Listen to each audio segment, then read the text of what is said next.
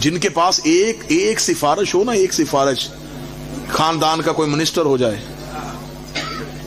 تو وہ لوگوں میں سر اٹھا کے چلتے، انہیں پتا ہے مشکل ٹائم آ گیا تو ہمارے گھر میں سفارش ہے۔ سینہ چوڑا کر کے زندگی گزارا کرو، تمہارے پاس علی جیسا امام ہے۔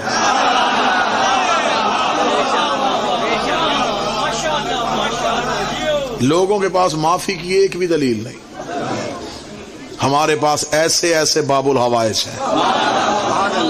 موضوع اگر پسند ہے تو اسی موضوع کو آگے لے کے چلیں جی، ورنہ یہیں پہ گفتگو روکا جا سکتا ہے۔ اسے اگلا زینہ اگر طے کرنا چاہیں تو اللہ تک پہنچنے کے لیے ہمیں پہلے اللہ کے پاس آنا پڑے گا۔ انسان نے نیت کیا کی تھی نماز میں؟ میں 2 رکعت نماز پڑھتا ہوں قربتاً میں اللہ کے قریب ہونا چاہتا ہوں، ٹھیک؟ نیت کی تھی اللہ کے قریب ہونے کی، نماز ختم ہوئی تو دعا مانگی جنت کی۔ جب تو نے اللہ کا قرب ہی مانگ لیا تھا،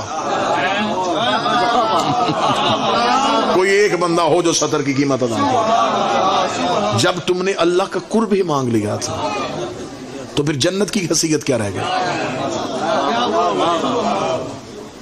میں کہوں کہ صاحب مجھے یہ امام بارگاہ چاہیے، آپ کہیں دے دیا، میں کہوں لیکن ایک شرط ہے اس میں ممبر بھی ہو،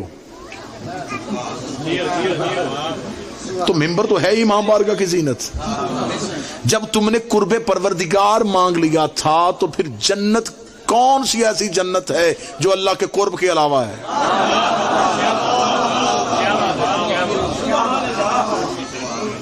اس کا مطلب ہے کہ انسان کی عبادت میں بھی لالچ تھا، اس نے اللہ کو بھی لالچ سے مانا،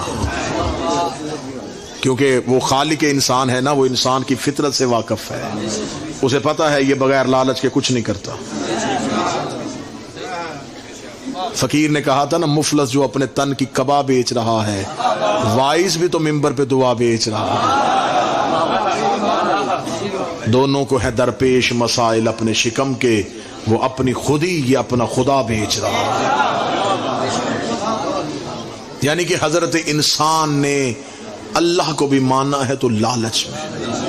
لالچ کیا ہے؟ کس چیز کا؟ صبح کا وقت ہو، سخت سردی میں ٹھٹھرتے ہوئے لوگوں کو مسجد کی جانب جاتے دیکھو، ان کا ہاتھ پکڑ کے کلائی سے پکڑ کے، کیوں جا رہے ہو؟ اللہ کو راضی کرنے۔ کیا ملے گا؟ وہ کہیں گے جنت۔ اس کا مطلب تیرے سجدے میں جنت کا لالچ ہے۔ لیکن اگر تو قرب کی تمنا میں ہوتا پھر تجھے جنت کا لالچ نہیں ہونا تھا، کیونکہ قرب کی تمنا سب سے پہلے جنت کے لالچ کو ختم کرتی۔ اگر اس کا پریکٹیکل کوئی عملی نمونہ دیکھنا ہو تو ابھی مجلس حسین میں ان میں سے مرضی کا بندہ اٹھا کے ان سے پوچھ کہ تو جنت کے لالچ میں مجلس میں آیا ہے؟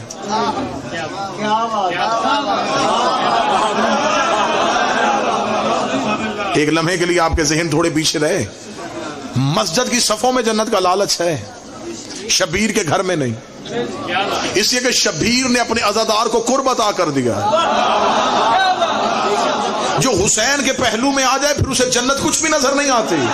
اس کی عملی تصویر دیکھنی ہو، شب عاشور حسین نے چراغ بجھا کے کہا تھا اگر جنت کے لالچ میں میرے پیچھے جاؤ، اپنے اپنے گھروں کو واپس چلے جاؤ، حسین تمہیں جنت دیتا ہے۔ جب حسین نے چراغ روشن کیا 72 کے ہاتھ حسین کے قدموں پہ تھے، انہوں نے کہا وہ کون سی جنت ہے جو تیرے بغیر مل رہی ہے؟ ہمیں وہ جنت ہونی چاہیے۔ شبیر وہ کون سی جنت ہے؟ بادشاہ حسین ہم تو تیرے لیے آئے ہیں، ہمیں کیا خبر کہ جنت کون؟ کیا بات؟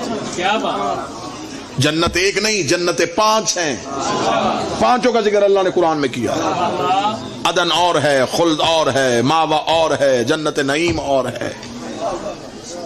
آپ خلد والی جنت میں ہوں اور آپ کو کوئی کہہ دے کہ جنت نعیم میں علی آ گئے ہیں، تو اب آپ بتائیں کہ آپ ادھر رہیں گے یا ادھر جائیں گے؟